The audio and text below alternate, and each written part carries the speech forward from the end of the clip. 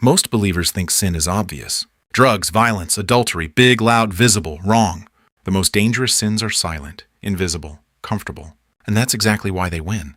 Pharisees prayed daily, memorized scripture, looked perfect. Jesus called them blind. Why? Because they ignored the sins that don't look like sins.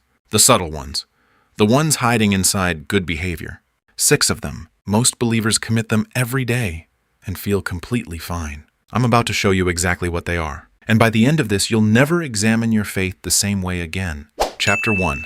The sin of quiet pride. Most people think pride is arrogance. Loud, boastful, obvious, wrong. The most dangerous pride is silent. It sounds like this. I'm not like them. I already know this. I'm doing fine. That's it, no shouting. No ego display, just quiet superiority. Jesus didn't rebuke criminals the hardest. He rebuked the religious elite. Why? Because they thought they were already right. Psychologists call this the illusion of competence. You think you understand, so you stop questioning. Spiritually, that's death, because growth requires discomfort, and pride kills discomfort. But here's the problem, though.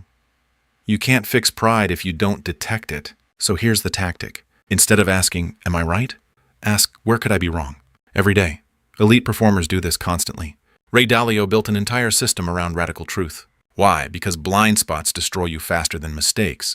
Same in faith. The moment you feel secure in your righteousness, that's the warning sign. Chapter 2. The sin of passive faith. Most believers think belief is enough. I believe in God. I go to church. I agree with the message. Wrong, that's passive faith. And passive faith changes nothing. James said it clearly. Faith without works is dead. Dead, not weak, not imperfect, dead. But here's what most people do. They consume sermons, podcasts, verses endlessly, but never act. This creates a dangerous loop. Consumption feels like progress, but it's not.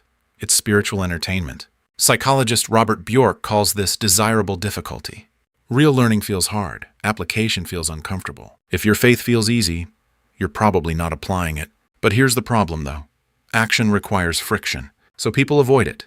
Here's the fix. After every piece of input, ask one question. What will I do differently today? Not tomorrow, today. Even one small action rewires behavior, because faith isn't built by agreement. It's built by execution. Chapter 3. The sin of hidden distraction. Most people think distraction is harmless. Scrolling, checking messages, thinking about random things. Normal, wrong. Distraction is a spiritual killer, because attention is worship. Whatever holds your attention holds your devotion. Cal Newport calls this attention residue. Every time you switch focus, part of your mind stays behind. Now imagine this during prayer. You're speaking, but thinking about 10 other things. That's not connection. That's noise. But it gets worse. Cheap dopamine rewires your brain. Fast content. Instant gratification. Your mind loses the ability to sit still. And without stillness, you can't hear anything deeper. But here's the problem, though. Most people try harder. More effort, more discipline, wrong approach. The issue isn't effort, it's environment. So here's the tactic. Create constraint. No phone during prayer. No multitasking during reflection. Even 5 minutes of pure focus beats an hour of distracted effort. Scarcity creates depth. Always. Chapter 4. The sin of selective obedience. Most believers obey partially. They follow what feels good, ignore what doesn't. That's selective obedience. And it's everywhere. Love others? Yes. Forgive enemies? Maybe later. Give generously? Depends. This is the hidden negotiation. You don't reject truth outright, you edit it. But truth doesn't work like that. You can't customize it. Jesus didn't say, follow the parts you like. But here's what your brain does. It avoids discomfort, automatically. Cognitive dissonance. When truth challenges your behavior, your mind tries to reduce tension. So you justify, delay, reinterpret. But here's the problem, though.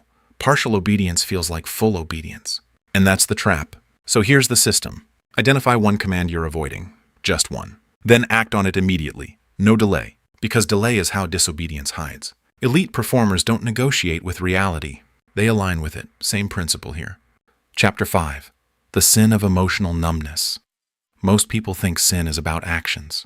Wrong. It starts with emotion, or the lack of it. You read something powerful and feel nothing.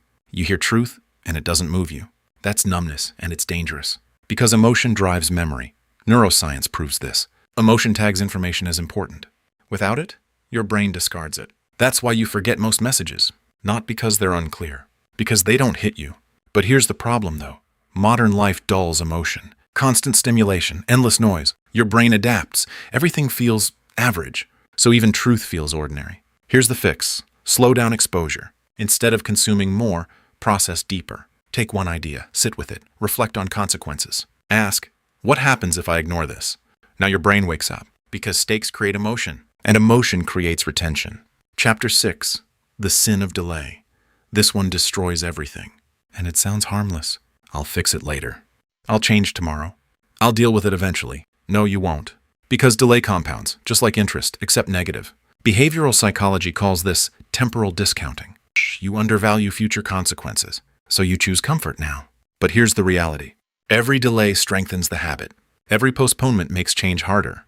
But here's the problem, though. People wait for motivation. They think they'll feel ready. That never happens. Action creates readiness, not the other way around. So here's the rule. If something is right, do it immediately. No planning, no overthinking. Immediate execution rewires identity, because identity follows behavior. Always. Now you see it? These aren't loud sins. They don't look dangerous. That's why they win. Quiet pride, passive faith, hidden distraction, selective obedience, emotional numbness, and delay. Most people fight the obvious and lose to the invisible. But here's the truth. Awareness changes everything, because once you see it, you can't unsee it. But here's the final problem, though. Even if you recognize all 6, you'll still fall back into them. Why? Because habits run automatically. That's why knowledge isn't enough. You need a system, a way to catch yourself in real time, interrupt patterns, and rebuild behavior daily. That's exactly why I made the next video, breaking down the exact system to rewire your habits and eliminate these patterns permanently. Watch it next, before your mind goes back to sleep.